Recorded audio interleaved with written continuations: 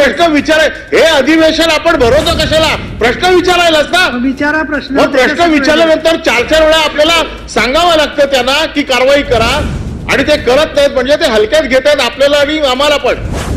आणि मग अशा मंत्र्यांकडनं उत्तराची अपेक्षा करायची का? सभापती महोदय, त्याच्यापेक्षा मोठे समजतात तुम्ही प्रश्न विचारा. आपला पूर्णपणे सन्मान राखून मी त्यांना प्रश्न विचारतो, कारण आपणच्या समोर विचारलेल्या प्रश्नांची ते उत्तरं देतात परंतु त्याचं पालन करत नाही. हा आपला पूर्व इतिहास आहे यांचा. आणि हा इतिहास पुन्हा शेवटच्या आपला मला वाटलं तुमचा माझा आणि नाही आपला अपमान होण्याचा पूर्व इतिहास मला बघवत नाहीये या सभागृहात. नाही पण माझी काळजी करू नका. आणि म्हणून हे मागचे अधिकारी अजूनही तिथेच आहेत महानगरपालिकेचे, जे मागच्या वेळेला जे मी ठेवले होते आपण सांगून मुख्यमंत्र्यांनी सांगून मग आता असं म्हटलं जावई भाऊ बहीण हे कोण आहेत? सगळे सोयरे. मग पहिलं मंत्र्यांना विचारा की खरोखर ते सिरियसली उत्तर देणार आहेत की नाहीत. ही 4था वेळा विचारलेला प्रश्न आहे हा. सभापती महोदयांनी सांगितलेलं आहे.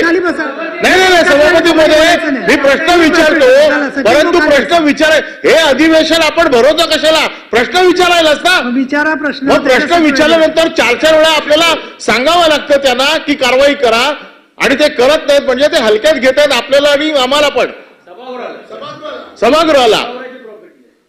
आणि मग अशा मंत्र्यांकडनं उत्तराची अपेक्षा करायची का? करायला लागेल ना. कसं करायला लागेल? जर आपला पण ते ऐकत नसतील तर आम्ही काय करायचं? कोणाकडे जायचं? याच्या वरती तर कुठला पोच नाहीये. तिथे 2 खुर्च्या आहेत म्हटल्या, 2 खुर्च्यांवरती कधी कोण बसलेलं मी बघितलेलं नाहीये. नाहीतर मी तिकडे विचारलं असतं आता, कारण 1-2 त्या खुर्च्या दिसत आहेत मला वरती, कारण ह्या खुर्चीच्या वरती खुर्चीच दिसत नाहीये. तर सभापती महोदय, आपण हे प्रकरण गंभीर्याने घ्यावे. आता माझा मूळ प्रश्नाकडे येतो. मुंबई महानगरपालिकेमध्ये जो 6,000 कोटीचा रोड टेंडर घोटाळा जो आम्ही वारंवार याच्यावरती बोलतोय, सिमेंट कॉन्क्रिटीकरणाचे काही निकष आहेत. आपण आता काय सांगितलं की डांबरी रस्त्यावरनं जाताना खड्डे पडतात म्हणून सिमेंट कॉन्क्रिटीकरण होतं, मान्य आहे. परंतु ज्या गल्ल्या सिमेंट कॉन्क्रिटीकरणासाठी काढलेल्या आहेत याचे निकष आहेत. किती मीटरचा रस्ता असला पाहिजे, दोन्ही बाजूला त्याला स्ट्रॉम वॉटर ड्रेन असलं पाहिजे आणि त्या निकषाखाली जे रस्ते बसतात हेच रस्ते फक्त सिमेंट कॉन्क्रिटीकरणाला काढले जातात. दुसरे रस्ते काढले जात नाहीत. जे आजही डांबरी रस्ते आहेत ते डांबरी रस्ते, छोट्या छोट्या गल्ल्या, तुम्ही सगळं मेगा टेंडर काढलेलं आहे. ते मेगा टेंडर, मेगा स्कॅम. आणि त्यात हे आम्ही मागच्या अधिवेशनात देखील सांगितलं होतं 300-350 रस्ते या सगळ्यामध्ये आहेत. अजून 90 लोकांची साधी ऑर्डर पण निघालेली नाहीये.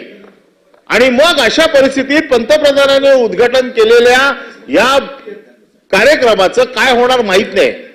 परंतु जो कॉन्ट्रॅक्टर ज्याने हे काम केलेलं आहे, पंतप्रधानांचा अपमान केलेला आहे, त्याला तुम्ही ब्लॅकलिस्ट करताय.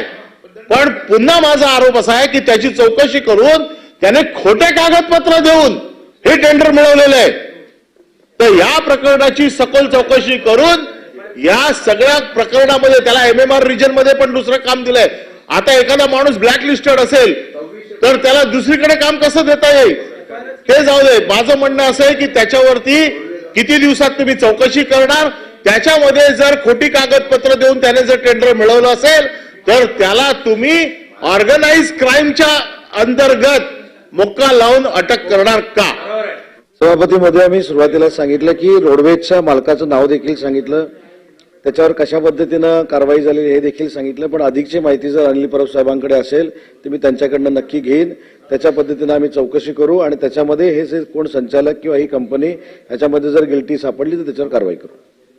दटके, सन्माननीय सदस्य श्री दटके, हे सचिन भाऊ त्यांनी उत्तर दिलं की आम्ही, तुम्ही परत उत्तर काय दिलं सांगा बरं, त्यांना लक्षात आलं नाही. परत उत्तर सभापती महोदय, मी परत सांगितलं तर परत सांगायला सांगते, परत सांगायला मी उत्तर असं दिलं की नागपूर महानगरपालिकेच्या रस्त्यांच्या बाबतची माहिती माझ्याकडे नाही, ही माहिती घेऊन पटलावर ठेवण्यात येईल. याच्यामध्ये मुंबई महानगरपालिकेच्या विषयाला बगल देण्याचा कुठेही प्रश्न नाही. प्रत्येक प्रश्नाचं उत्तर द्यायला मी तयार आहे.